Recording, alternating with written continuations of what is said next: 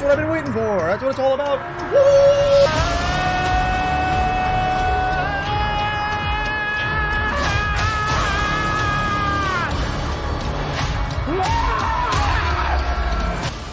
What is actually happened? Of course it happened. I think this is a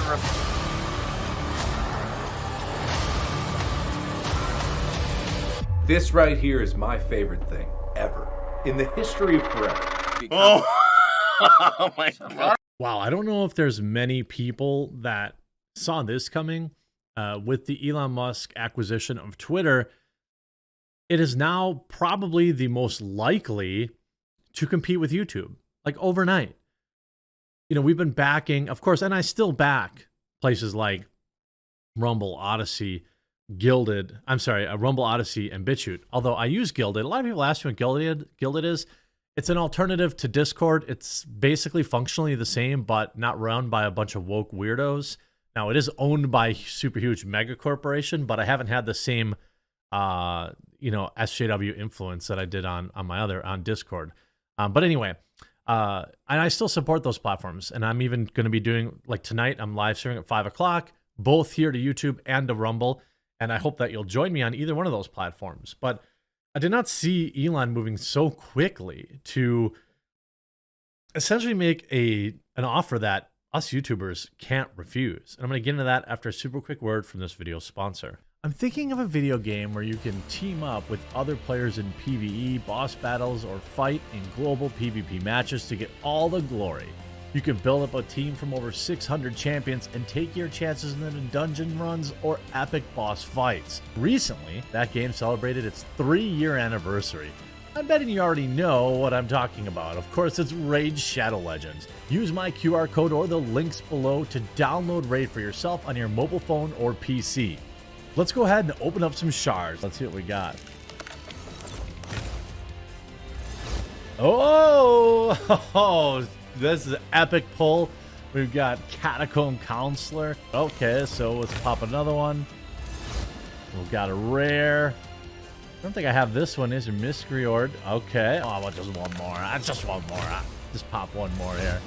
Got another rare champion. Okay, this one's Flesh Eater. All new ones for me to build my team with. This month is absolutely massive for Raid. They just released a brand new faction, the Sylvan Watchers, with some amazing new champions, Forest Elves, Ents, Druids, and Fays. They're all here, and I can't wait to summon them all to play with. And if that's not good enough, Raid has a full lineup of events, along with a new season of Forge Pass where you can get your hands on some of the most powerful gear the game has ever seen. Also, if you're an Amazon Prime member, you can get exclusive rewards in the game right now.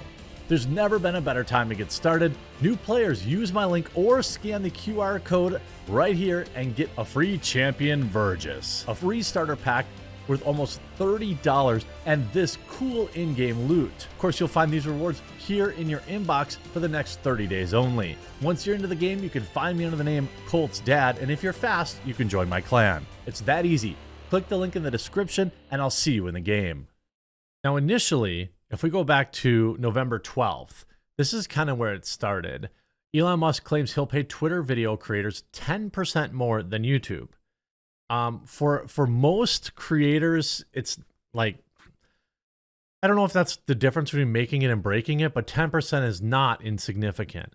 I don't think anyone would choose YouTube over Twitter, but I want to explain as a content creator why this works, okay? First of all, I have, 210, 215,000 followers on Twitter, right? When I post a link to my YouTube video, which makes them leave the platform, Twitter deboosts that, just like every app. They don't want you leaving their app, okay?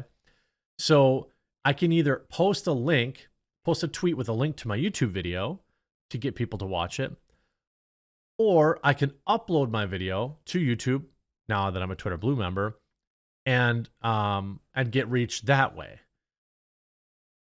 Good enough for most creators, including myself. You know, I upload to BitChute and Rumble and Odyssey, and I make $0 from them. It's just about the reach.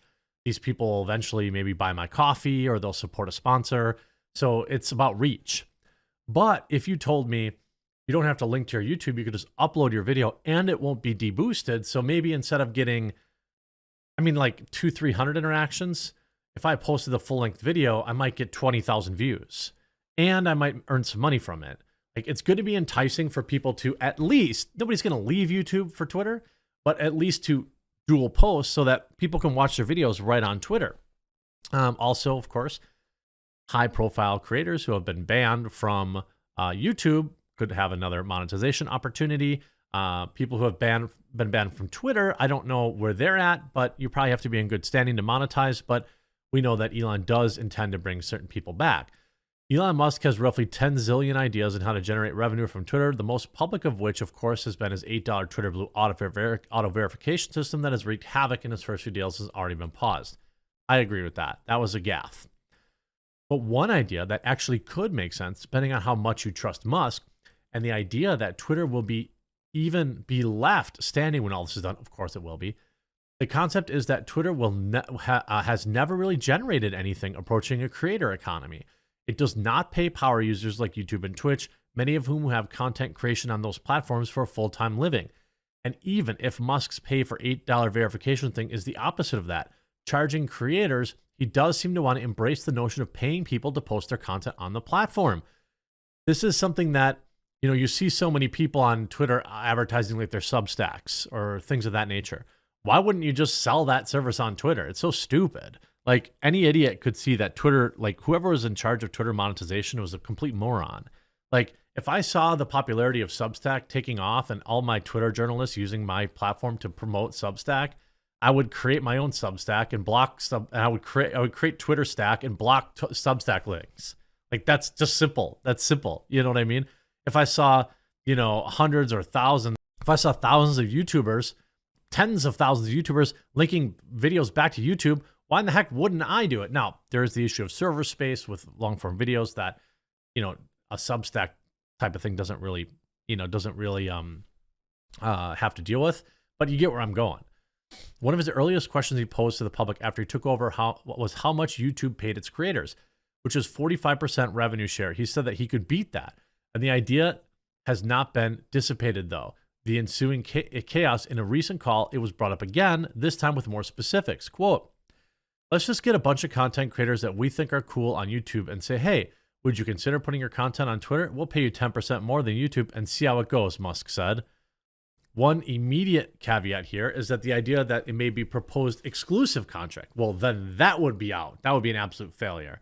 If it was an exclusive contract, then you're only getting the people that were essentially, you know, you're not bringing any big existing creators over, but you could open the door to smaller or burgeoning creators who are trying to get around the YouTube algorithm, which is basically impossible these days.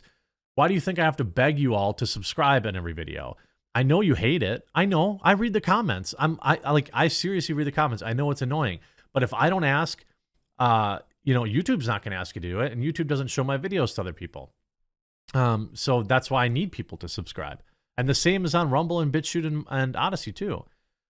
So as in, if you agree to the 55% revenue cut from Twitter, you can no longer upload that content to YouTube. That would be an enormous risk for creators who have already established YouTube audiences, and we have no idea what kind of revenue Twitter ads would bring compared to YouTube ads, especially given the advertisers have begun to flee during Musk's reign, blah, blah, blah. We don't really know what that number looks like. It's just made up by the media. If the contracts are exclusive, that'd be a tough call for creators. It would be so dumb to do that. I don't know why you would do that either. Who cares if they can watch it on both YouTube and Twitter? What's the difference? Like, just deboost links to YouTube then. I mean, that's what I would do. You know what I mean? Like, you could call it mean all you want, but I mean, if I have the service available, you'll use my service, or you'll find a way around it. You know, Twitter is already making moves to allow blue users to upload long videos in their quality of 1080p and monetize them. Although I don't know about that because I'm a blue user and I don't have any option to monetize, so I don't know. So unlike many other Musk ideas, this one may actually materialize, but I do have to wonder about the idea on a few fronts, namely if Twitter has the technical backend to support mass uploads of high, long-quality video that they probably don't. Now, Twitter does let you upload videos, right? I think what you would probably have to do is limit file size. So, for example, before I had Starlink, I'm sorry, before I lived in the middle of nowhere, I had gigabit internet. Those were the days. I never even bothered using Handbrake to make my video size smaller. So I was uploading 7 videos a day, each one of them about a gigabyte in size. Now that I'm out in the middle of nowhere, I use Handbrake to web optimize them, and they're only about 180 to 200 megs, and no one really noticed the difference. So, I mean, especially if you're watching on a phone. If you're watching on TV, you probably tell, but 70% of people that watch my videos are doing so on a phone. So I think you could force, the conversion rate or the handbraking of videos, have a 200 megabyte file size limit, something like that. You could figure out a way. Creators are smart enough to figure that out, So then yesterday, you see Musk offers former YouTube gaming head job at Twitter. After months of waiting, Elon Musk has finally obtained the keys to Twitter after his acquisition. After looking for ways to make the platform money, Twitter has seen the introduction of verification badges for Twitter Blue subscribers, which now allows anyone to purchase a checkmark for $8. Other ideas to get the cash rolling in, such as introduce paid DMs. Elon's looking to bring YouTubers over the platform and offer them 10% more than what they're already paid for the content, or what they're already paid. Now, we already know the billionaire first suggested the idea during a staff Q&A at Twitter, which he further backed in a reply to a tweet on November 14th, yesterday, to former YouTube gaming lead Ryan Wyatt when he joined the conversation. Ryan wrote, ran gaming at YouTube for 8 years. YouTube's monetization is pretty dang good, and it would be considerable MGs to ensure this bump. I'm not sure what MGs is, said the former employee, but definitely would draw more eyes to the platform. Gaming alone had 350 million logged in daily users at YouTube when I was there. Elon fired back a simple reply saying, join Twitter, to which hundreds from the gaming and esports community familiar with the former YouTube lead backed. Optic Gaming CEO Hector Rodriguez was one of many to get behind the idea. He might be the only one that can save this, he said. Many more from the community, including top gaming creators, vouch for Ryan at the job, though nothing has come of it yet. Now, Ryan Wyatt is a leftist. He has retweeted hit pieces about me in the past. He has engaged in some political hackery.